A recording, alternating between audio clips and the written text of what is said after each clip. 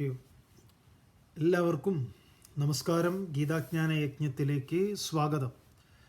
വളരെ പ്രധാനപ്പെട്ട ഭഗവത്ഗീതയിലെ 2-ാം അധ്യായത്തിലെ ഏറ്റവും പ്രധാനപ്പെട്ട ഒരു ശ്ലോകമാണ് കർമ്മസംബന്ധമായ 4 സൂത്രങ്ങൾ.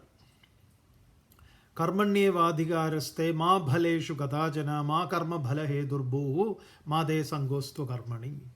കർമ്മം ചെയ്യാൻ നിനക്ക് അധികാരമുണ്ട്, അവകാശമുണ്ട്, സ്വാതന്ത്ര്യമുണ്ട്. കർമ്മഫലത്തിൽ നിനക്ക് അവകാശമോ സ്വാതന്ത്ര്യമോ ഇല്ല. കാരണം അത് ടോട്ടലി ഇൻഡിപെൻഡൻ്റ് ആണ് എന്നുള്ളത് കൊണ്ട് തന്നെ കർമ്മഫലത്തിന് നീ ഹേതുവാകരുത്.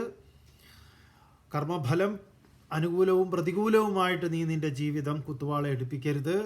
കർമ്മം ചെയ്യാതിരിക്കുക എന്നതിൽ നിനക്ക് താല്പര്യമുണ്ടാവരുത്. അതായത് ഒരു ജോലി കിട്ടിയിട്ട് 10 ദിവസം അവധിയെടുക്കാം എന്ന ചിന്ത നിനക്ക് ഉണ്ടാവരുത്. അതുകൊണ്ട് എന്തു വേണം? കർമ്മങ്ങളെ ചെയ്യുക. അതെങ്ങനെ ചെയ്യുക പറഞ്ഞു. യോഗസ്ഥ കുരു കർമാണി സംഘം ത്യക്വാ ധനഞ്ജയ സിദ്ധ്യോ സമോ ഭൂത്വ സമത്വം യോഗ ഉച്യത്തെ. ഏറ്റവും പ്രധാനപ്പെട്ടതാണ് ഈ സമത്വത്തെയാണ് എന്ത്? സംഘം ത്യക്വ, അറ്റാച്ച്മെൻറ്റ് വിട്ടിട്ട്, സംഘം ത്യക്വ സിദ്ധ്യോ സമോ കൃത്വ. അത് കിട്ടിയതാകട്ടെ കിട്ടാത്തതാകട്ടെ അതിനെക്കുറിച്ച് വേവലാതിപ്പെട്ട് സമയം കളയാതെ കർമാണി ഗുരു, കർമ്മങ്ങളെ ചെയ്യുക, ചെയ്തുകൊണ്ടിരിക്കുക തന്നെ കർമ്മം. അങ്ങനെയാണെങ്കിൽ അതിനെയാണ് സമത്വം, ആ സമത്വത്തെയാണ് യോഗം എന്ന് പറയുന്നത്. മഹാഭാരതത്തിൽ ഈ ഒരു രഹസ്യം പറയുന്ന അതിമനോഹരമായിട്ടുള്ളൊരു കഥയുണ്ട്. കഥ നിങ്ങൾ കേട്ടിട്ടുണ്ടാവും, പ്രസിദ്ധമാണ്. പക്ഷേ അതിൻ്റെ പിറകിലെ തത്വം വളരെ പ്രധാനപ്പെട്ടതാണ്. എന്താണ് അത് പറയുന്നത്? ജരാസന്ധനെ ഭീമനെ കൊണ്ട് കൃഷ്ണൻ കൊല്ലിക്കുന്നത്. കൃഷ്ണനെ സംബന്ധിച്ച് കൃഷ്ണൻ്റെ പേരുദോഷത്തിലെ ഏറ്റവും പ്രധാനപ്പെട്ട ഒരു കാര്യമാണ് ഈ ജരാസന്ധനെ ഇങ്ങനെ ചതിച്ച് കൊല്ലുക എന്നുള്ളൊരു ഏർപ്പാടുണ്ടായിട്ടുള്ളത്. വാസ്തവത്തിൽ അതിലൊരു ചതി ഉണ്ടായിട്ടില്ല എന്ന് ചോദിച്ചാൽ ചതി ഉണ്ടായിട്ടുണ്ട്. ജരാസന്ധന് കൃഷ്ണനോട് ദേഷ്യം ഉണ്ടായിട്ടുണ്ട്. അതിന് കാരണമുണ്ട്. കാരണം ജരാസന്ധൻ്റെ ശിഷ്യനാണ് കംസൻ. ശരിക്കും പറഞ്ഞാൽ കംസൻ്റെ ഗുരുവാണ് ജരാസന്ധൻ. സ്വാഭാവികമായിട്ടും തൻ്റെ ശിഷ്യനെ ഒരാൾ കൊന്നു കഴിഞ്ഞാൽ അത് മരുമോനാണെങ്കിലും ആളോട് ദേഷ്യം ഉണ്ടാവുമല്ലോ. അങ്ങനെ ഒരു ദേഷ്യം കൃഷ്ണനോട് ജരാസന്ധനുണ്ട്.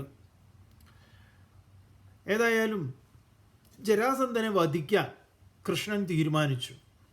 എന്നിട്ട് എന്ത് ചെയ്തു? ഈ രഹസ്യമായി ജരാസന്ധൻ്റെ മഗധയുടെ രാജാവാണ് ജരാസന്ധൻ. ആ മഗധ രാജ്യത്തേക്ക് കൃഷ്ണനും ഭീമനും അർജുനനും കൂടെ 3 പേരും കൂടെ പോവുകയാണ്. അങ്ങനെ കൊട്ടാരം നേരാവഴിക്ക് കൊട്ടാരത്തിൽ കയറാതെ മതിലൊക്കെ ചാടിക്കടന്ന് വേഷം മാറി ഒരു സാധു ബ്രാഹ്മണ വേഷത്തിൽ അവിടെ ചെന്ന് രാജാവിനെ കണ്ടിട്ട് ഈ ജരാസന്ധനെ കണ്ട് ജരാസന്ധനോട് പറയും, ഇങ്ങനെ ഞങ്ങൾ ബ്രാഹ്മണരാണ്.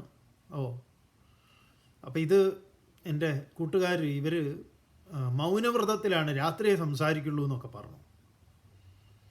ശരി എന്ന് പറഞ്ഞാൽ അവരെ പൂജിച്ച് വളരെ മാന്യമായ രീതിയിൽ ജരാസന്ധൻ അവരെ സൽക്കരിച്ച് അവിടെ ഇരുത്തി. രാത്രിയായപ്പോൾ ഇവരെന്തായാലും സംസാരിക്കുമല്ലോ. രാത്രി ജരാസന്ധൻ എന്താണ് വരവിൻ്റെ ഉദ്ദേശം, എന്തിനാണ് നിങ്ങളിങ്ങനെ നേരായ വഴി വരാതെ വളഞ്ഞു വന്നത്, ഇങ്ങനെയുള്ള കാര്യങ്ങളൊക്കെ ചോദിച്ചു. എല്ലാം കോംപ്ലിക്കേറ്റഡ് ആയിട്ടുള്ളൊരു കഥയാണ്. എന്നിട്ട് അപ്പോൾ കൃഷ്ണൻ പറഞ്ഞു, ഞാൻ ഇന്നാളാണെന്ന്. അപ്പോൾ അതിനു മുമ്പ് 18 തവണ ജരാസന്ധനും കൃഷ്ണനും തമ്മിൽ യുദ്ധം ഉണ്ടായിട്ടുണ്ട്. ബലരാമൻ ജരാസന്ധനെ പിടിച്ചു കെട്ടി വധിക്കാൻ പുറപ്പെട്ടിട്ടുണ്ട്. ആ സമയത്ത് അശരീരി ഉണ്ടായിട്ടുണ്ട്, വധിക്കേണ്ടത് നിങ്ങളല്ല, വധിക്കേണ്ടത് വേറെ ആളാണെന്നൊക്കെ. അങ്ങനെ വിട്ടതാണ്. എന്തായാലും ഞാൻ കൃഷ്ണനാണ്, ഇന്ന ആളാണ് എന്ന് കേട്ടപ്പോൾ തന്നെ ജരാസന്ധന് പരിഹാസവും എല്ലാം കലർന്ന രീതിയിൽ പറഞ്ഞു, ഞാൻ യുദ്ധത്തിനില്ല. ഭീമനെ അപ്പോൾ പറഞ്ഞു, യുദ്ധം ഞാൻ ഭിക്ഷ യാചിക്കാൻ വന്നതാണ്. എന്താ ഭിക്ഷ? പറയാം, യുദ്ധം ഭിക്ഷയായിട്ട് തരണം എന്ന് പറയും. അതും ഒരു നടപ്പിലില്ലാത്തൊരു കാര്യമാണ്. യുദ്ധമൊന്നും ആരും ഭിക്ഷയായിട്ട് ചോദിക്കാറില്ല. പക്ഷേ ഇവിടെ കഥയിൽ യുദ്ധം ഭിക്ഷയായിട്ട് ചോദിക്കുന്നു. ഞങ്ങളിൽ ആരെങ്കിലും 3 പേരിൽ ആരെങ്കിലും തിരഞ്ഞെടുക്കാമെന്ന് പറഞ്ഞു. കൃഷ്ണനെ ജരാസന്ധൻ പറഞ്ഞു, നിന്നോട് ഞാൻ യുദ്ധത്തിനില്ല, കാരണം നീ പേടിച്ചോടിയവനാണ്, അങ്ങനെ എങ്ങനെയാണെന്നൊക്കെ പറഞ്ഞു. പിന്നെ അർജുനൻ, ഇവൻ എനിക്ക് പോരാന്ന് പറയാം, എനിക്ക് പോന്നവനല്ല. പിന്നെ ഭീമനെ ചൂണ്ടിയിട്ട് പറഞ്ഞു, തരക്കേടില്ല, ഞാൻ ഇവനോട് യുദ്ധം ചെയ്യാമെന്ന്. അങ്ങനെയാണ് ദ്വന്ദ്വയുദ്ധത്തിന് തയ്യാറാവുന്നത്.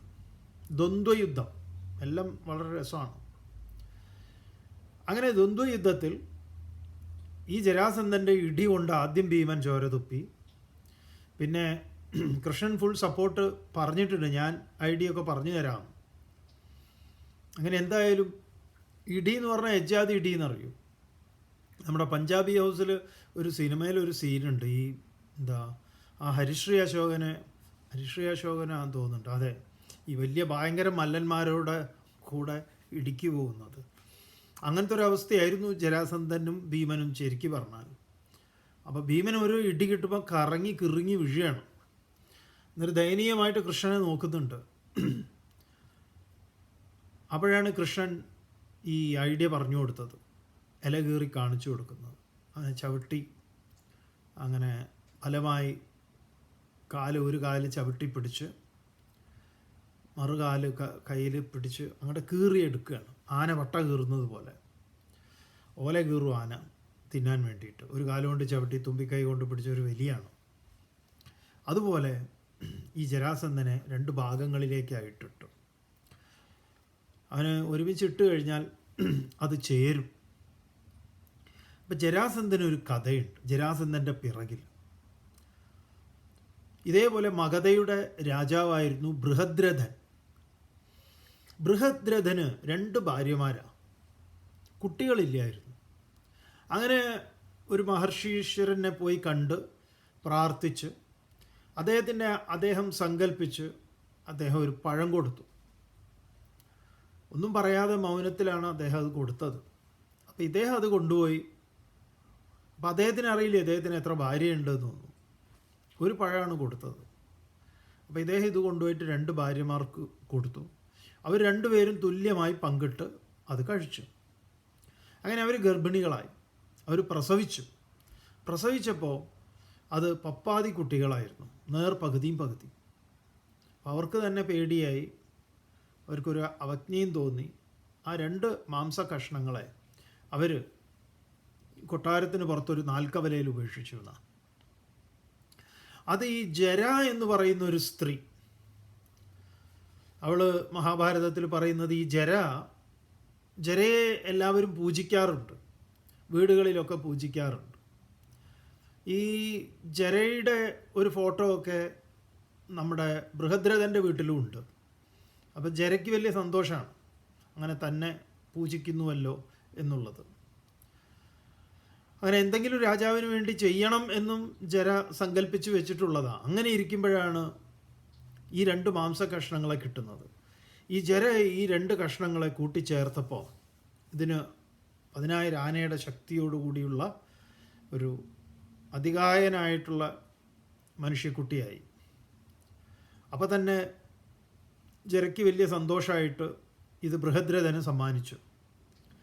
അപ്പോൾ ജര ഈ 2 ചേർത്തത് കൊണ്ട്, ജരയാൽ സന്ധി ചെയ്യപ്പെട്ടതുകൊണ്ട് കുട്ടിക്ക് ജരാസന്ധൻ എന്ന പേര് നൽകി. അങ്ങനെയാണ് ഈ ബൃഹദ്രഥൻ്റെ ഈ 2 ഭാര്യമാരിൽ ജനിച്ച പകുതി കഷ്ണത്തെ ചേർത്ത് വെച്ച ഈ കുട്ടി ജരാസന്ധൻ എന്ന പേരിൽ അറിയപ്പെടുന്നത്. അപ്പോൾ ഇതിവിടെ പറഞ്ഞ ഈ കർമ്മത്തിൻ്റെ ഒരു രഹസ്യത്തെ, സങ്കീർണമായ കർമ്മത്തിൻ്റെ ഈ പറഞ്ഞ യോഗം എങ്ങനെയാണ് പരിശീലിക്കേണ്ടതെന്ന് പറയുന്നതിൻ്റെ ഒരു ആധ്യാത്മിക സന്ദേശം ഒളിപ്പിച്ചു വെച്ച ഒരു കഥയാണ്. ബൃഹദ്രഥൻ എന്ന് പറഞ്ഞാൽ, രഥം എന്ന് പറഞ്ഞാൽ ശരീരം എന്നാണ്, ശരീരം രഥമേവതു എന്നാണ്. ബൃഹദ്രഥൻ എന്ന് പറഞ്ഞു കഴിഞ്ഞാൽ ഈ ശരീരത്തിന് ഒരു വലിയ പരമ്പരയുണ്ട്. ഇതൊരു നദി ഒഴുകുന്നത് പോലെയാണ്. അച്ഛനിൽ നിന്ന് എന്നിലേക്ക് ഇങ്ങനെ തുടർന്ന് തുടർന്ന് പോകുന്ന വലിയ ഒരു നദി ഒഴുകുന്നത് എങ്ങനെയാണോ എന്താ പറയുക, കണങ്ങൾ അതങ്ങനെ ഗ്യാലൻ കണക്കിന് മൂവ് ചെയ്തുകൊണ്ടിരിക്കുക. നമ്മൾ പറയും, ഞാൻ പണ്ട് ഗംഗയെ കുളിച്ചിട്ടുണ്ട്, ഒരു നദിയിൽ നമുക്ക് ഒരിക്കലേ മുങ്ങാൻ പറ്റുള്ളൂ. നമ്മൾ പൊങ്ങുമ്പോഴേക്കും അത്രയും അത് മാറിക്കഴിഞ്ഞിട്ടുണ്ടാവും, അത് പുതിയതാണ്, പക്ഷേ നമ്മളത് അറിയുന്നില്ല. ഇതുപോലെയാണ് നമ്മൾ ഈ ഒരു നദി പോലെയാണ് നമ്മൾ. അതിനെയാണ് ബൃഹദ്രഥൻ എന്ന് പറയുന്നത്. ഈ ബൃഹദ്രഥന് ജനിക്കുന്ന ജരാസന്ധൻ എന്ന് പറയുന്നത് നമ്മൾ തന്നെയാണ്. നമ്മളൊക്കെ ജരയാൽ സന്ധി ചെയ്യപ്പെട്ടവരാണ്. ജര എന്ന് പറഞ്ഞാൽ ഈ കാണുന്ന വെളുപ്പ് തന്നെ, ജരയും നരയും. നമുക്ക് ഈ ജരയാലും നരയാലും സന്ധി ചെയ്യപ്പെട്ടവരാണ് നമ്മൾ. നമുക്ക് അതിനെ മാറ്റി നിർത്തൽ കുറച്ച് ബുദ്ധിമുട്ടാണ്. തൽക്കാലം ഡൈ അടിക്കുക അങ്ങനെ ഇങ്ങനെയൊക്കെ എന്തെങ്കിലുമൊക്കെ ചെയ്തു കഴിഞ്ഞാലും അതിനെ പൂർണ്ണമായിട്ട് നമുക്ക് മാറ്റാൻ സാധ്യമല്ല. ഈ ബൃഹദ്രഥന് ഭാര്യമാരിൽ 2 പകുതിയും ആയിട്ട് നമ്മളും ഇതേപോലെയാണ്. ഒരു പഴത്തിൻ്റെ 2 കഷ്ണങ്ങളാണ് നമ്മൾ, പകുതിയാണ്. എന്താണ് അതിൻ്റെ രഹസ്യം എന്നാണെങ്കിൽ, നമ്മുടെ ജന്മത്തിന് കാരണമായിട്ടൊരു കർമ്മമുണ്ട്. ആ കർമ്മത്തിൻ്റെ പേരാണ് പ്രാരബ്ധം എന്ന്. നമ്മൾ മലയാളത്തിൽ പ്രാരാബ്ധം എന്ന് പറയാറുണ്ട്. പ്രാരാബ്ധമല്ല, പ്രാരബ്ധമാണ്. പ്രകർഷേണ ആരബ്ധമിതി, നന്നായി തുടങ്ങിയത്, അതിനെയാണ് പ്രാരബ്ധം എന്ന് പറയുക. ഈ പ്രാരബ്ധമാണ് നമ്മുടെ ജന്മത്തിന് കാരണം. എന്നാൽ ഈ ജനിച്ച നമ്മളിൽ വീണ്ടും 2 കർമ്മങ്ങളുണ്ട്. 3 കർമ്മങ്ങളാണ് പ്രാരബ്ധം, തുടർന്ന് 2 കർമ്മങ്ങളും കൂടെ. കർമ്മങ്ങൾക്കൊരു പേരുകളുണ്ട്. ഒന്നിന് ആഗാമി കർമ്മം എന്ന് പറയും, മറ്റൊന്ന് സഞ്ചിത കർമ്മം. ഈ ആഗാമിയും സഞ്ചിതവും ചേർന്ന് പക്വമാകുന്നതിനെയാണ് പ്രാരബ്ധം എന്ന് പറയുക. അപ്പോൾ ഈ ആഗാമി എന്ന് പറഞ്ഞാൽ എന്താണ്? നമ്മുടെ മുന്നിലേക്ക് വരുന്ന കർമ്മങ്ങളാണ് എന്ന് പറഞ്ഞാൽ, നമുക്ക് ചുറ്റുപാടും കർമ്മങ്ങളുണ്ട്. നമ്മുടെ മുന്നിലേക്ക് വരുന്ന നമ്മൾ അതുമായിട്ട് അതിനോട് നമ്മൾ സംവദിക്കുന്നുണ്ട്. ആ കർമ്മങ്ങൾ, നമുക്ക് മുന്നിലേക്ക് വരുന്ന പല പല കർമ്മങ്ങളും, ആ കർമ്മങ്ങളോട് നമ്മൾ പ്രതികരിക്കുന്നുണ്ട്. ഈ പ്രതികരിക്കുന്ന സമയത്ത് അതിൽ ഫലങ്ങളുണ്ടാകുന്നുണ്ട്. ഈ ഫലത്തോട്, അപ്പോൾ ഈ ആഗാമി കർമ്മം എന്ന് പറഞ്ഞാൽ നമ്മുടെ മുന്നിലേക്ക് വന്നു ചേരുന്ന ഒരു ചെറിയ കുട്ടിയാവുന്ന സമയത്ത് നമ്മുടെ ടോയ്സ്, അതുപോലെ ചെറിയ ഉറുമ്പ്, ഇതിലൊക്കെ ഇങ്ങനെ നമ്മൾ പല പല ആക്ടിവിറ്റികളായിട്ട് ഇങ്ങനെ ഭജഗോവിന്ദത്തിൽ പറയുന്നത് പോലെ, ബാലസ്താവത് ക്രീഡാസക്ത, തരുണസ്താവത് തരുണീരക്ത, വൃദ്ധസ്താവത് ചിന്താമഗ്ന എന്നൊക്കെ പറയുന്ന ഓരോരോ ഏജിലുള്ള ആക്ടിവിറ്റി പറയുന്നത് പോലെ ഈ തുടക്കത്തിൽ തന്നെ നമ്മൾ അങ്ങോട്ട് തുടങ്ങും. അപ്പോൾ ആഗാമി കർമ്മങ്ങൾ നമ്മുടെ മുന്നിലേക്ക് വരുന്നത്, പിന്നെയോ ആ മുന്നിലേക്ക് വരുന്ന കർമ്മങ്ങളോട് നമ്മൾ പ്രതികരിക്കുന്നു. ആ പ്രതികരണം 2 വിധത്തിലാണ്. ഒന്നുകിൽ അനുകൂലം അല്ലെങ്കിൽ പ്രതികൂലം.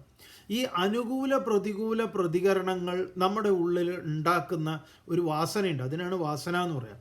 സ്മെല്ലെന്നല്ല, മലയാളത്തിലെ വാസനയല്ല, നമ്മൾ ആർജിക്കുന്നതാണ്. അതാണ് ഈ സഞ്ചിതം എന്ന് പറയുന്നത്. സഞ്ചി പോലെ ഇട്ട് വയ്ക്കുന്നത് തന്നെയാണ്, സഞ്ചിതമാണ്. ഈ സഞ്ചിതവും, അപ്പോൾ ഈ ആഗാമിയിൽ നിന്ന് സഞ്ചിതം ഉണ്ടാവും.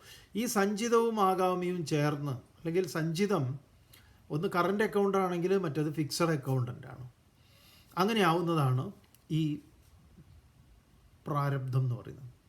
അപ്പോൾ കർമ്മത്തിൽ നിന്ന് ഇതിൻ്റെ പൂർണ്ണമായ വിടുതൽ എന്ന് പറഞ്ഞാൽ സഞ്ചിതത്തെയും ആഗാമിയെയും വേർതിരിക്കണം, 2നെയും 2 ഇടണം. എന്നാൽ പിന്നെ എന്തില്ല, വീണ്ടും ജന്മത്തിന് അല്ലെങ്കിൽ ഈ കെട്ടുപാടിന് പിന്നെ അതിൽ സാധ്യതയില്ല. അത് ആരുടെ നേതൃത്വത്തിൽ വേണം? ഒരു ഗുരുവിൻ്റെ, യോഗേശ്വരനായിട്ടുള്ള കൃഷ്ണൻ. ആരാണ് ഭീമൻ? മഹാഭാരതം തന്നെ പറയുന്നത് ഭീമൻ കർമ്മമായിട്ടാണ്. ഭീമകർമാവൃഗോദര, മഹത്തായ കർമ്മമാണ്. അപ്പോൾ ഈ കർമ്മം കൊണ്ട് തന്നെ, അതെങ്ങനെയുള്ള കർമ്മം? ഒരു അറിവ്, സമ്പൂർണമായ അറിവ് തന്നെ, ആ അറിവിലുറച്ച കർമ്മമാണ് ഇവിടെ. അപ്പോൾ അതിൻ്റെ അറിവിൻ്റെ പ്രതീകമായിട്ടാണ് കൃഷ്ണൻ.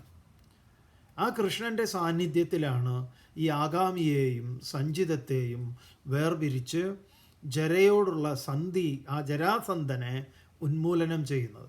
അത് ഏതെങ്കിലും ഒരാളെ കൊന്നു എന്ന് പറയുന്നതല്ല ആ കഥ, മറിച്ച് മഹാഭാരതത്തിലെ കഥകളെല്ലാം തന്നെ ഇത്തരം തത്വങ്ങളെ കഥാരൂപേണ അവതരിപ്പിച്ചിട്ടുള്ളത്. അത് അതിമനോഹരമായിട്ടുള്ളൊരു കഥയാണത്, ജരാസന്ധനെ കൃഷ്ണൻ വകവരുത്തുന്നത്.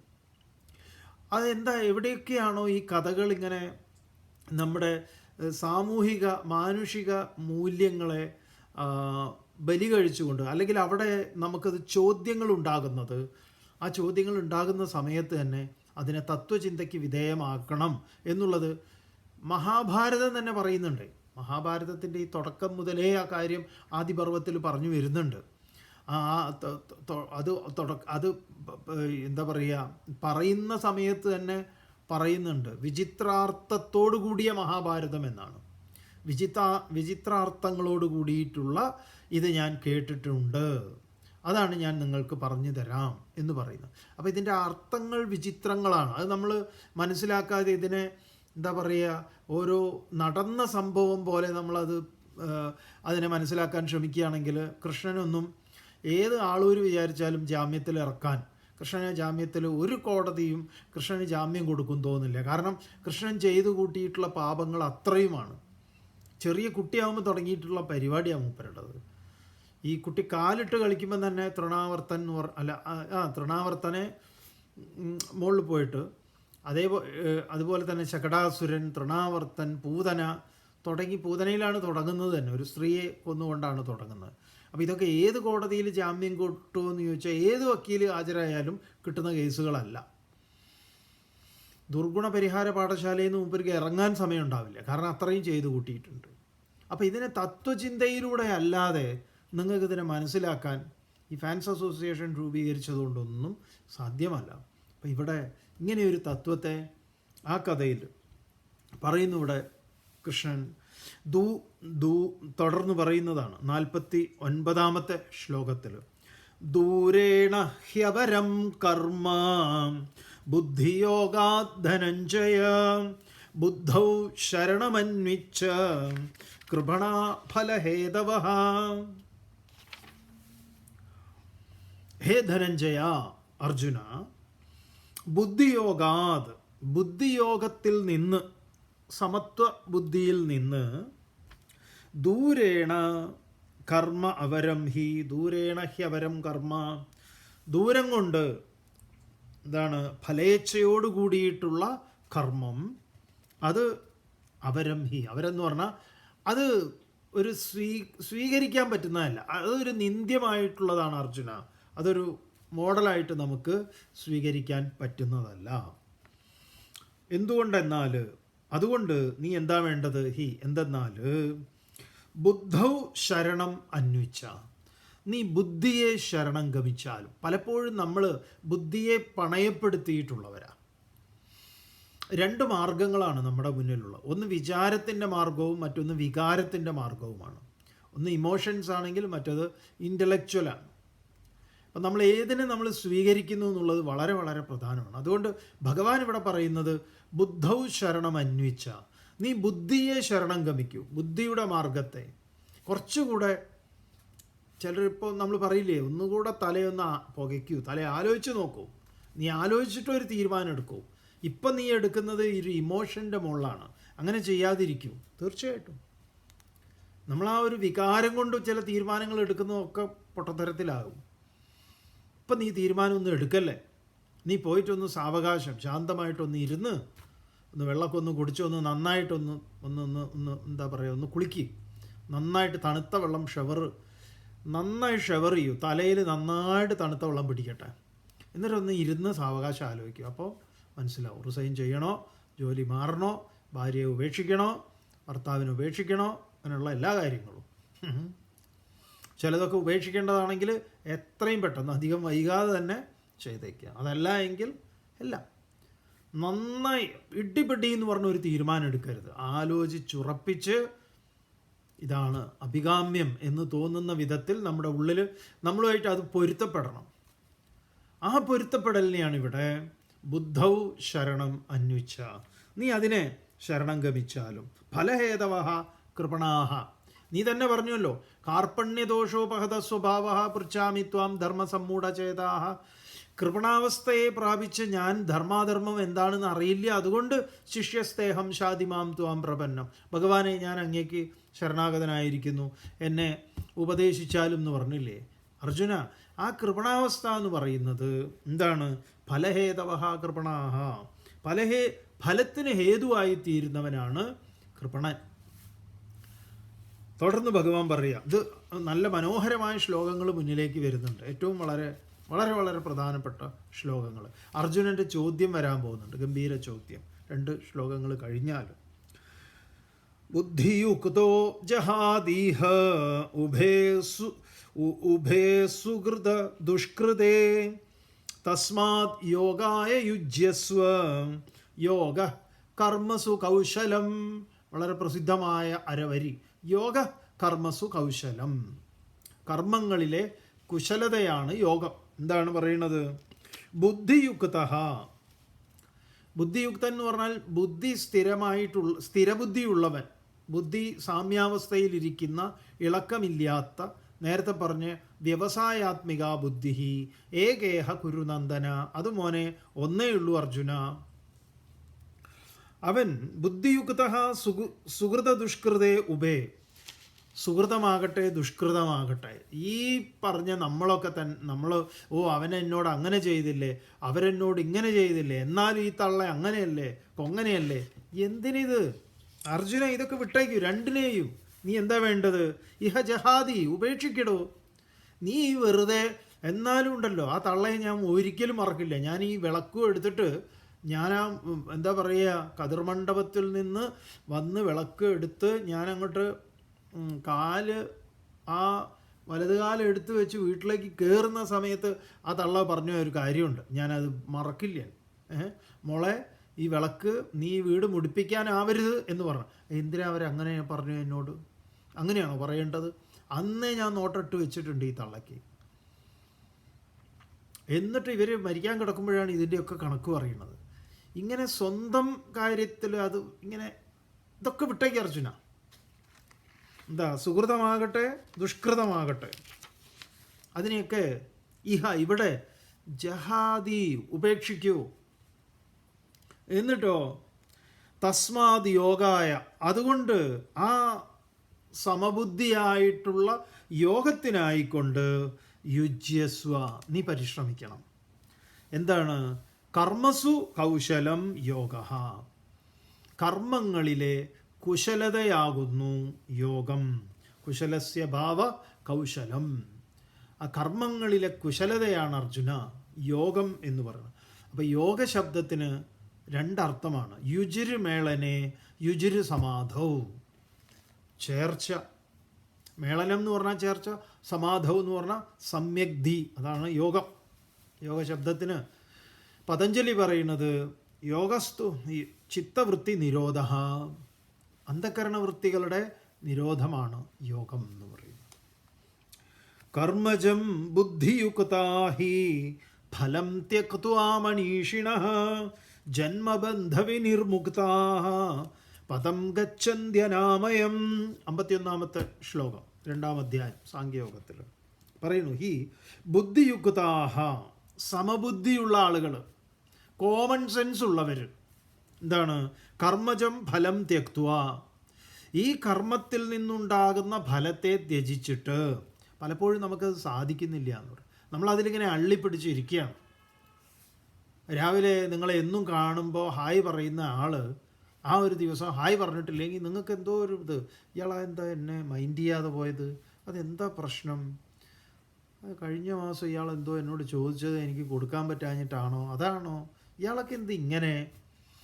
വെറുതെ അനാവശ്യമായിട്ട് ഒരാൾ ചിരിച്ചില്ല, അല്ലെങ്കിൽ ഹായ് പറഞ്ഞിട്ട് അയാളത് ശ്രദ്ധിച്ചില്ല, അയാൾ നമ്മളോടൊന്നും പറഞ്ഞില്ല, നമ്മൾ അയാളുടെ കാര്യം ആലോചിച്ച് കഴിഞ്ഞാലോ അയാൾ ചിലപ്പോൾ അതിലേറെ എന്തോ ഒരു വലിയ മാനസിക പ്രശ്നത്തിന് മൂപ്പര് പോവുകയായിരിക്കാം. ബാക്കിയൊന്നും കാണുന്നില്ല, എത്രയും പെട്ടെന്ന് അവിടെ എത്തുക, അങ്ങനെ എന്തെങ്കിലും ഒരു കാര്യത്തിലായിരിക്കാം. അങ്ങനെ എന്തുകൊണ്ടാണ് നമ്മൾ ചിന്തിക്കാത്തത്? അതിന് പകരം നമ്മളിങ്ങനെ വെറുതെ അനാവശ്യമായ ഓരോന്ന് ചിന്തിച്ചു കൂട്ടുക. അപ്പം അതുകൊണ്ട് അതിനെയൊക്കെ അതിൽ നിന്നുണ്ടാകുന്ന ഫലത്തെ വിട്ടിട്ട് തെക്തുവ ഉപേക്ഷിച്ചിട്ട് മനീഷിണ മനസഹ ഇഷ്ടതേതി മനീഷിന, മനസ്സിൻ്റെ ഈശനായിട്ട് അവരാണ് മനീഷി. ആ മനീഷിണ ജ്ഞാനികളായി തീർന്നിട്ട് ജന്മബന്ധ വിനിർമുക്താഹ, പുനരഭി ജനനം പുനരഭി മരണം ഇങ്ങനെയുള്ള ഈ ചക്രത്തിൽ നിന്ന് അനാമയം അതൊക്കെ വിനിർമുക്ത, അതിൽ നിന്നൊക്കെ വേർപെട്ട് അനാമയം പദം ഗച്ഛന്തി. ഇതാണ് ദുഃഖരഹിതമായിട്ടുള്ള ആ സ്ഥാനത്തെ നീ പ്രാപിക്കുന്നു. തുടർന്ന് ഭഗവാൻ പറയാണ്, യഥാ തേ മോഹകലിലം ബുദ്ധിർവ്യതിതരിഷ്യതി തദാ ഗന്ധാസി നിർവേദം ശ്രോതവ്യസ്യ ശ്രുതസ്യ ച. അർജുന, തേ ബുദ്ധി യയാ മോഹകലിലം, എടോ നിന്റെ ബുദ്ധി എപ്പോഴാണോ അജ്ഞാന കാലുഷ്യത്തിൽ നിന്ന് വ്യതിതരിഷ്യതി, അതിൽ നിന്ന് കടന്നു പോകുന്നത്, നീ അതിനെ എപ്പോഴാണ് അതിൽ നിന്ന് നീ രക്ഷപ്പെടുന്നത്, തഥാ ആ സമയത്ത് ശ്രോതവ്യസ്യ കേൾക്കപ്പെടേണ്ടതിൻ്റെ എന്തൊക്കെയാണോ കേൾക്കേണ്ടത് അതിൻ്റെ, ശ്രുതസ്യ ച കേൾക്കേണ്ടത് കേൾക്കപ്പെട്ടത് എന്ന് പറഞ്ഞു കഴിഞ്ഞാൽ മുമ്പ് ഗുരുകുലത്തിലിരുന്ന് പഠിച്ചത് കേട്ടതൊക്കെ അതൊക്കെ എന്താണ്, നിർവേദം ഗന്ധ അസി, അതിൻ്റെ നിർവേദം എന്ന് പറഞ്ഞാൽ വൈരാഗ്യം, ഈ ഡിറ്റാച്ച്മെൻറ്റ്, അത് നിനക്ക് എന്തുണ്ടാവും, നീ അതിനെ ഗന്ധാസി പ്രാപിക്കും. അപ്പം മാത്രമേ നീ പ്രാപിക്കുള്ളൂ. അപ്പോൾ ഈ കേട്ടതൊക്കെ തന്നെ നമ്മുടെ മനോബുദ്ധിയിലേക്ക് വരണമെങ്കിൽ ഇങ്ങനെ ഒരു അനുഭവത്തിലേക്ക് വരണം. അപ്പം മാത്രമാണ്. അപ്പോൾ അതിൻ്റെ തിയറിയും അതിൻ്റെ പ്രായോഗികതയും ഭഗവാൻ പറയാണ്. തുടർന്ന് പറയുന്നു, ശ്രുതിവിപ്രതിപന്നാതേ യഥാസ്താസ്യതി നിശ്ചലാ സമാധാവചലാ ബുദ്ധി തഥാ യോഗമവാപ്സ്യസി. യോഗത്തെക്കുറിച്ച് വീണ്ടും ഭഗവാൻ പറയുന്നു, തേ നിന്റെ ശ്രുതിവിപ്രതിപന്ന ബുദ്ധി, നിന്റെ ബുദ്ധി ഈ വിപ്രതിപന്ന ഇതിൽ എന്താ, അത് ശ്രുതി വിപ്രതിപന്ന എന്ന് പറഞ്ഞു കഴിഞ്ഞാൽ ധർമ്മോപദേശങ്ങളിൽ ഭ്രമിച്ചിട്ടുള്ള ബുദ്ധി. ആ ബുദ്ധി യഥാ സമാധൗ അചല നിശ്ചല സ്ഥാസ്യതി, എപ്പോഴാണോ യഥാ സമാധൗ ആ ധ്യാനത്തിൻ്റെ പാരമ്യത്തിൽ സമാധിയിൽ, സമാധി എന്നാണ് സമാധി, മരിച്ചു പോവുക എന്നുള്ളതല്ല, ആ സമാധിയിൽ അചല നിശ്ചല സ്ഥാസ്യതി, അത് ഇളക്കമില്ലാതെ സ്ഥിരമായിട്ട് നിൽക്കുന്നത്, തഥാ ആ സമയത്ത് ത്വം നീ യോഗ അവാപ്സ്യസി, നീ യോഗത്തെ പ്രാപിക്കും. ഇത്രയും ഭഗവാൻ പറഞ്ഞു കഴിഞ്ഞപ്പം അർജുനന് ഇപ്പം ഇനി അങ്ങോട്ടേക്ക് ആളെ കൊല്ലുന്നത് എങ്ങനെയാണ്, ഇവന്മാരെ തട്ടേണ്ടതല്ലേ ഇത്യാദി കാര്യങ്ങളൊന്നുമില്ല. അപ്പം അർജുനൻ ചോദിക്കുന്നത് മൊത്തം വേറൊരു വിഷയമാണ്, എൻറ്റയർ ഡിഫറെൻറ്റ്. ഇതാണ് അർജുനൻ ചോദിക്കുന്നത്. അർജുന ഉവാച സ്ഥിതപ്രജ്ഞസ്യ കാ ഭാഷ സമാധിസ്തസ്യ കേശവ സ്ഥിതധീ കിം പ്രഭാഷേത കിമാസീദവ്രജേത കിം. നല്ല ചോദ്യമാണ്. സ്ഥിതപ്രജ്ഞസ്യ കാ ഭാഷ, പ്രജ്ഞ സ്ഥിതമായ ഒരാളുടെ, ഒരു ജ്ഞാനിയുടെ, ഒരു യോഗിയുടെ, സ്ഥിതപ്രജ്ഞൻ എന്ന് പറഞ്ഞാൽ പ്രജ്ഞ ഉറച്ചവൻ. സ്ഥിതാപ്രതിഷ്ഠ അഹമസ്മി പരം ബ്രഹ്മ ഇതി പ്രജ്ഞായസ്യ സ്ഥിതപ്രജ്ഞ.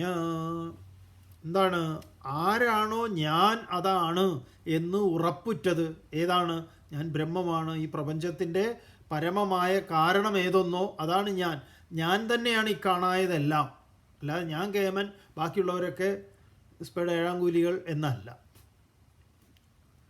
എല്ലാം എൻ്റെ പ്രതിരൂപമാണ് ഈ കാണുന്നതെല്ലാം എന്ന് ആർക്ക് പ്രജ്ഞ ഉറപ്പുണ്ടോ അവനാണ് സ്ഥിതപ്രജ്ഞൻ. അപ്പം ജ്ഞാനി, ഭക്തൻ, ഇങ്ങനെ അർജുനൻ ഉപയോഗിച്ച ഒരു വാക്കാണ് സ്ഥിതപ്രജ്ഞൻ. എന്താ അർജുനൻ ചോദിക്കുന്നത്? ഹേ ഭഗവാനെ, സ്ഥിതപ്രജ്ഞസ്യ കാ ഭാഷ? മൂപ്പരുടെ ഭാഷ ഏതാ?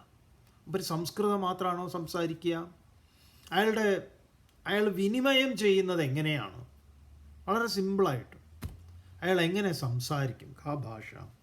സമാധിസ്തസ്യ കേശവ സ്ഥിതധീ കിം പ്രഭാഷേത കിം ആസീത വ്രജേത കിം.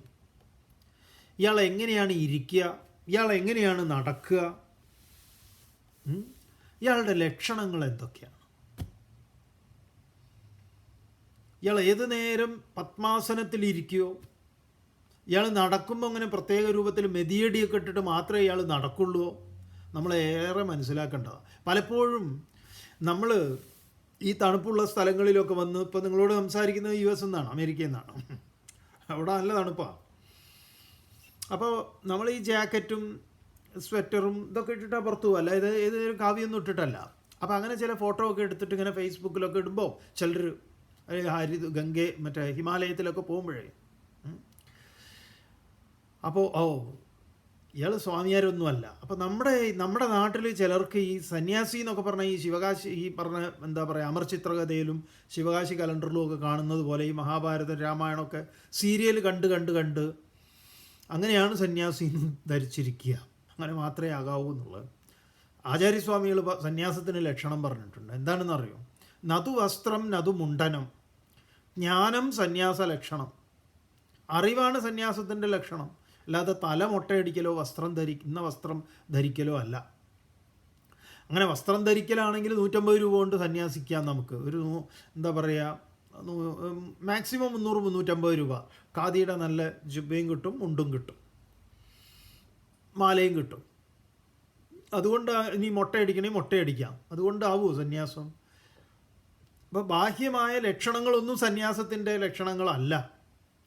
ഗീതയിലാണെങ്കിൽ ഇതിൽ തന്നെ പറയുന്നുണ്ട്, മോക്ഷ സന്യാസ യോഗം 18-ാം അധ്യായം, കാമ്യാനാം കർമ്മണാന്യാസം സന്യാസം എന്നാണ്. അപ്പം ജ്ഞാനമാണ്, അറിവാണ്. എന്താ അറിവ്? ഇതം ന മമ, ഇതെൻ്റേതല്ല, അത്രയേ ഉള്ളൂ. സിമ്പിളായിട്ടുള്ള അറിവാണ്. ഉടമസ്ഥതാബോധം കൈയൊഴിയുന്നതാണ് സന്യാസം, അത്രയേ ഉള്ളൂ. അല്ലാതെ നിങ്ങൾ ജുബ്ബട്ടോ, നിങ്ങൾ കറുപ്പിട്ടോ, മഞ്ഞയിട്ടോ, നീലയിട്ടോ, ഇതൊന്നും വിഷയമല്ല.